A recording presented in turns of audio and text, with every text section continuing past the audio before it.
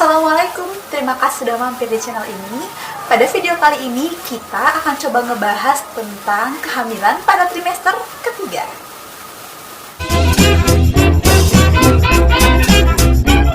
Pada trimester ketiga ini atau pada saat usia kehamilan ibu ini lebih dari 7 bulan, ibu perutnya sudah semakin membesar. Ukuran janin pun sudah semakin membesar.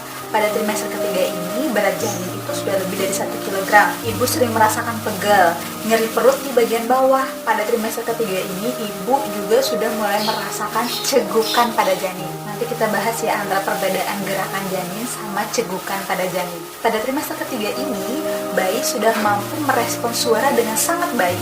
Maka dari itu, sapaan dari ayah, saudara amat sangat bagus jika janin sering didengarkan hal-hal baik atau suara-suara baik. Misalnya seperti lantunan-lantunan rohani atau suara orang ngaji, musik-musik instrumental seperti itu. Terutama sapaan dari orang tua. Bayi juga di dalam perut itu dia tidur selama 30 menit dan bangun selama 20 menit. Akan terjadi siklus seperti itu selama janin berada dalam kandungan ibu. Pada trimester ketiga ini ada beberapa hal yang patut diperhatikan oleh ibu hamil. Yang pertama, gerakan janin. Yang kedua, tanda persalinan. Yang ketiga, nutrisi yang dikonsumsi ibu dan aktivitas ibu.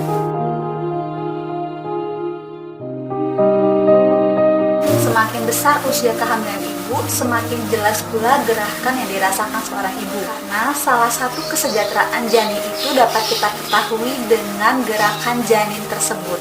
Antara gerakan janin sama cegukan pada janin, kan pada trimester ketiga ibu sudah bisa merasakan cegukan pada janin. Nah, gerakan sama cegukan ini beda tipis memang. Kadang ada ibu yang tidak mengetahui. Kalau cegukan janin itu bisa 4-5 kali dalam sehari dengan durasi 5-15 menit jaraknya. Tidak ada hal yang harus ibu lakukan sih untuk mengatasi cegukan janin ini.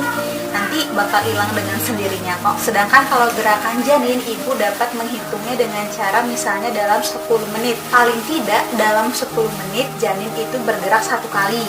Atau yang paling gampangnya lah, dalam 1 jam janin bisa bergerak 6-10 kali. Dan janin pun biasanya bergerak karena merespons suara, cahaya, atau gerakan dari ibu. Nah, mungkin kalau ibu tidak merasakan gerakan janin, ini mungkin janin itu lagi tidur.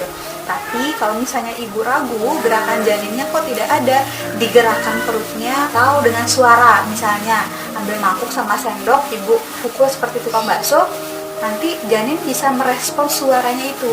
Tapi jika ibu sudah merangsang gerakan janin dengan menggerakkan perut atau dengan suara, janinnya tetap tidak bergerak sama sekali, segera lakukan pemeriksaan ke dokter atau ke bidan. Nanti kalau ke dokter akan dilakukan pemeriksaan USG untuk mengetahui gerakan janinnya masih ada atau tidak.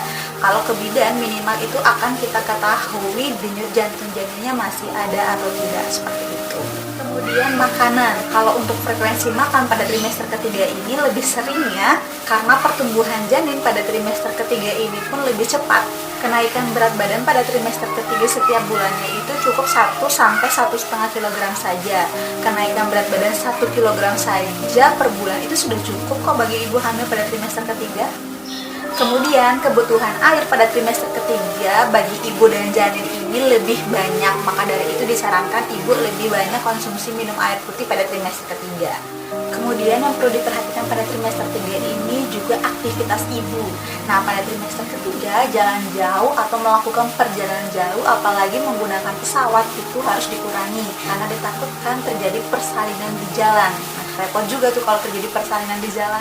Bahkan bisa berdampak tidak baik bagi ibu dan janin. Maka dari itu, kurang-kurangi aktivitas pada trimester ketiga. Kemudian pada trimester ketiga ini pun biasanya terjadi kontraksi palsu atau biasa disebut dengan istilah Braxton Hicks contraction.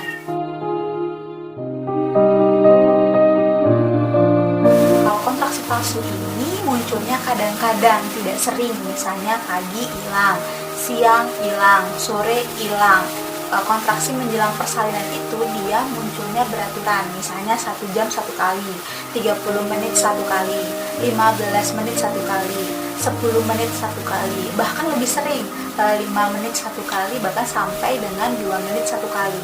Nah, gejala perut kencang-kencang pada trimester ketiga ini terjadi di pusar atau di atas pusar dan terjadi penekanan ke arah vagina.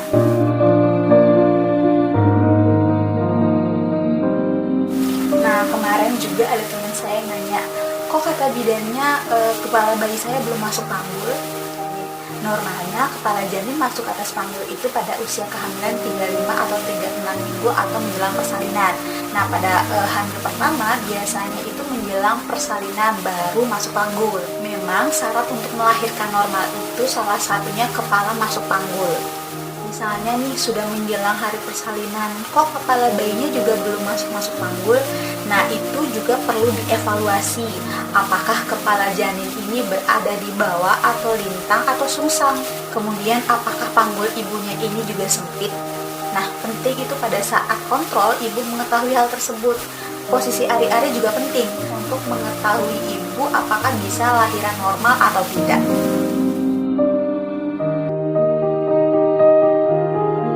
Kemudian di kepala juga bisa terjadi lilitan tali pusat.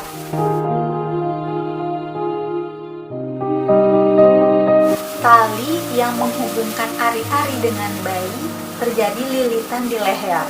Sebenarnya lilitan tali pusat itu normal jika lilitan tali pusat ini tidak kencang.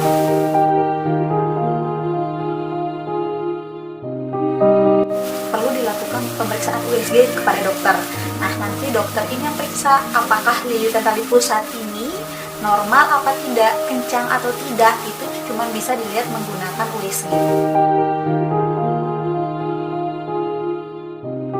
Biasanya itu disebabkan ketuban ibu terlalu banyak, gerakan janinnya ini terlalu aktif di dalam, dan tali pusat ini terlalu panjang. Banyak kasus yang menyebabkan janin mati di dalam kandungan karena terjadi lilitan tali pusat. Maka dari itu saya sangat menganjurkan untuk ibu melakukan pemeriksaan kehamilan dengan USG.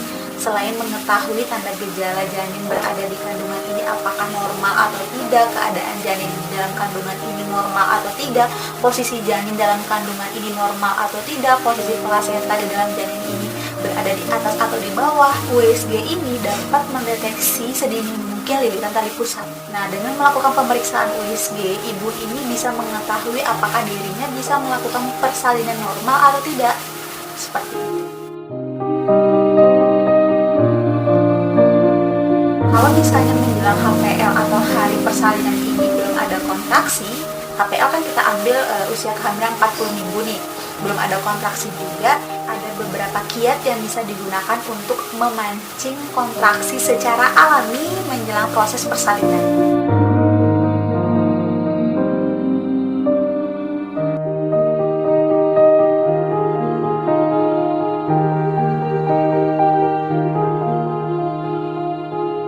Kalau sudah melakukan hal tersebut dan pada HPL atau hari persalinannya itu belum juga ada kontraksi, segera lakukan pemeriksaan untuk mengetahui kesejahteraan janin di dalam perut.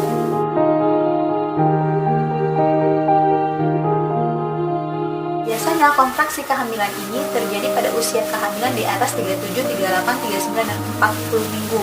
Nah, itu merupakan usia kehamilan cukup bulan untuk melakukan persalinan.